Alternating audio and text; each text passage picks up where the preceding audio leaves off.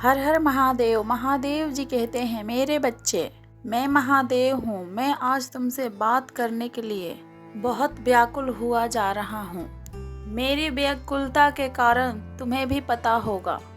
यदि तुम भूल गए हो तो मैं तुम्हें बता देता हूँ कि पिछले बीते सप्ताह में तुमने जो आंसू बहाए हैं वो मैंने देखा है। तुमने कैसे सोच लिया मेरे बच्चे कि तुम्हारा महादेव तुम्हारे दुख को नहीं समझते और तुम्हारे आंसुओं को नहीं देखते। मैं जानता हूँ कि तुझे किसने तकलीफ दी है, लेकिन तुम्हें इस तरह से रोना शोभा नहीं देता। तुम बिल्कुल भी कमज़ोर नहीं हो, तुम मेरे परम भक्त हो। तुम्हारे रोने से, तुम्हारे दुखी रहने से क्या हो गया बताओ? क्या तुम्हारी उस दशा को वो देख पाया जिसने तुम्हें दुखी किया? तुम्हारी वो दशा केवल मेरे और तुम्हारे सामने ही है। इस बात को तुम समझ लो मेरे बच्चे कि तुम्हारे दुखी होने से या फिर ना होने से किसी को कोई भी फर्क नहीं पड़ता। फर्क केवल मुझे ही पड़ता है, क्योंकि मैं अपने परम भक्त को इस दशा में नहीं देख सकता। तुम नहीं जानते हो कि तुम्हारे दुखी होने से उस शख्स को कोई भी फर्क नहीं पड़ता। वो आज भी वैसा ही स्वभाव को रखा हुआ है, उसी स्वभाव पर आज भी अड़ित है जिस पर वो पहले था। तुम्हारी इस विकट परिस्थिति में भी वह तुम्हारे साथ नहीं था, तो फिर आगे तुम्हारे बात कैसे मान लेगा? समय है मेरे बच्चा, तुम संभल जाओ। दुखी रहोगे तो दुख में ही जियोगे। उस संतुष्टि को तुम प्राप्त नहीं कर पाओगे जो मैं तुम्हें देने वाला हूँ, जिसे प्राप्त करने के लिए केवल तुम लायक हो, वो नहीं।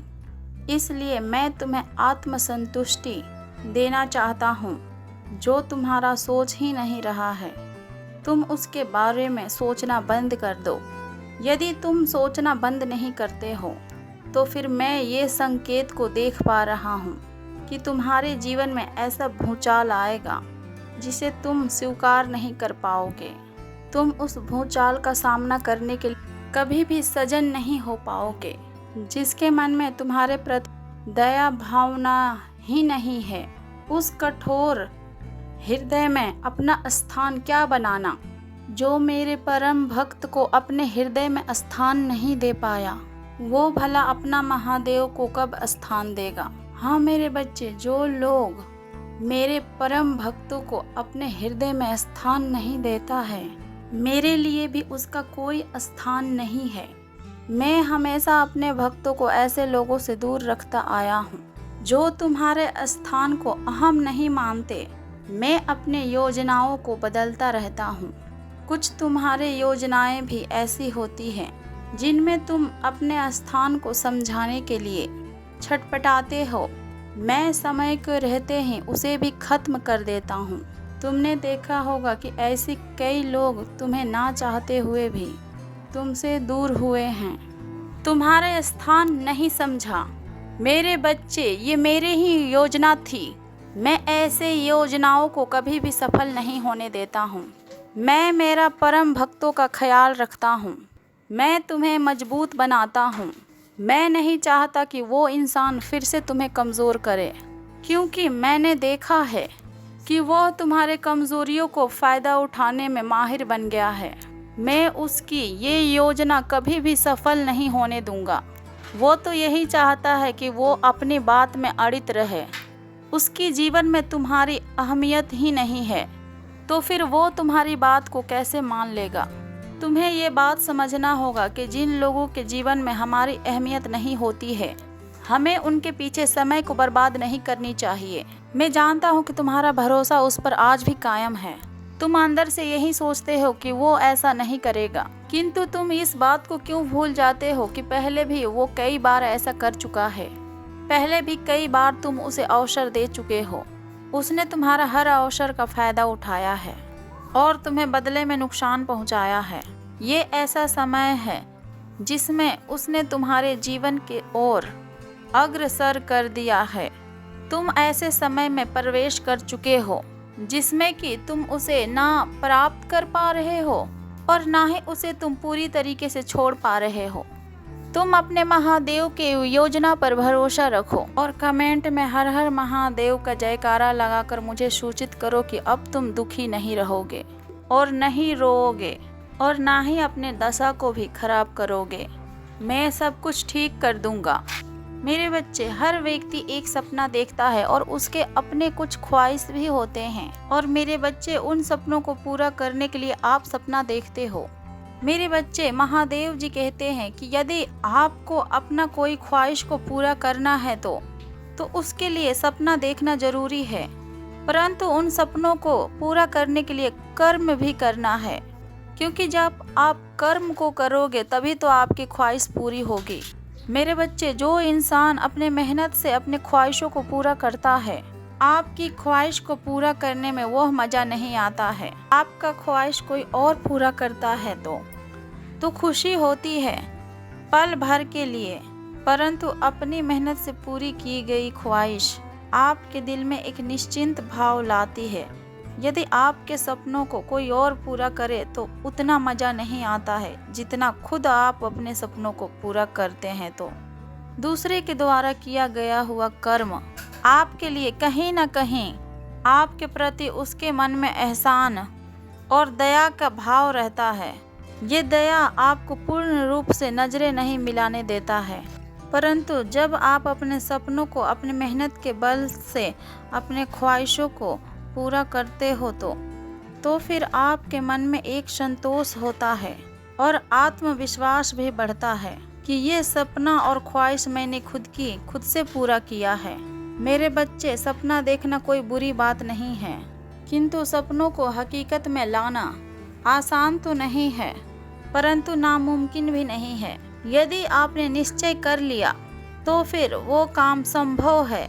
मेरे बच्चे, आपने बचपन से एक ही सपना को देखा है कि बड़े होकर आप देश के लिए खेलोगे, जो भी करेंगे देश के लिए करेंगे। मेरे बच्चे, यदि आपने अपना पूरा मन बना ही लिया है तो फिर आपको अपने सपने के ओर कदम बढ़ाना चाहिए और आपको एक ऐसे व्यक्ति से मिलना चाहिए जो आपका सही मार्गदर्शन कर सके। मेहनत आपकी होगी, सोच आपकी होगी, तो सही रास्ते को दिखाने वाला कोई और होगा। मेरे बच्चे, यदि आपके अंदर हुनर है तो आपको सफल होने से कोई भी नहीं रोक सकता है। ये मेरा दावा है।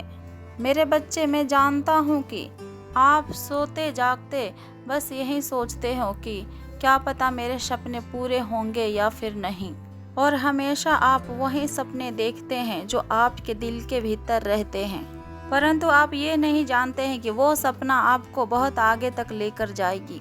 मेरे बच्चे, आपका हुनर एक दिन काम आएगा। आपकी हर ख्वाहिश अब पूरी होगी।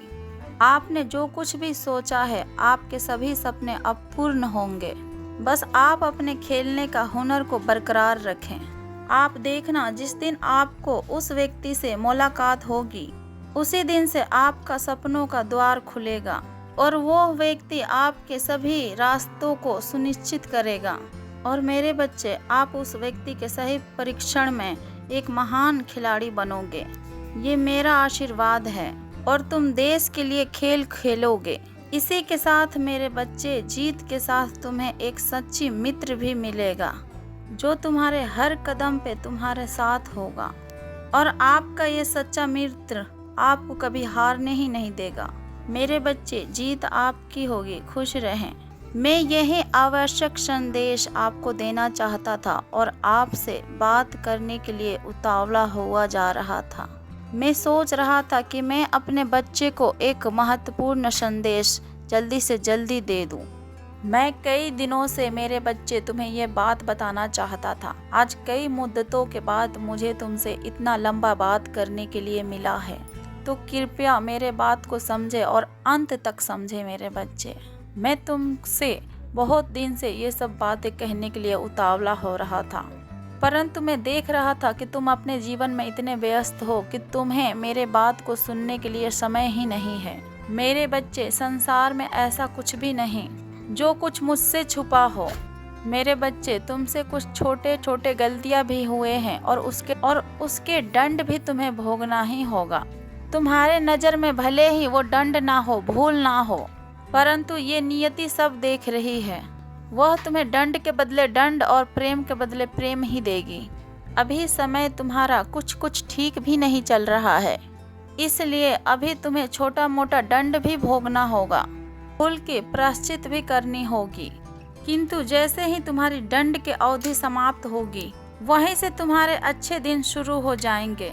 और जब तुम्हारे अच्छे दिन शुरू होंगे तो इस बात के पूरे तरीके से ख्याल रखना कि तुम्हारे कारण किसी का दिल ना दुखे फिर से, और ना ही तुम्हारे कारण कोई अपराध कर सके। मेरे बच्चे, आप जितना ही सकारात्मक राह पर चलोगे, तुम्हें कभी भी कोई कष्ट नहीं होगा और आप हम सभी से सदैव ही जुड़े रहोगे।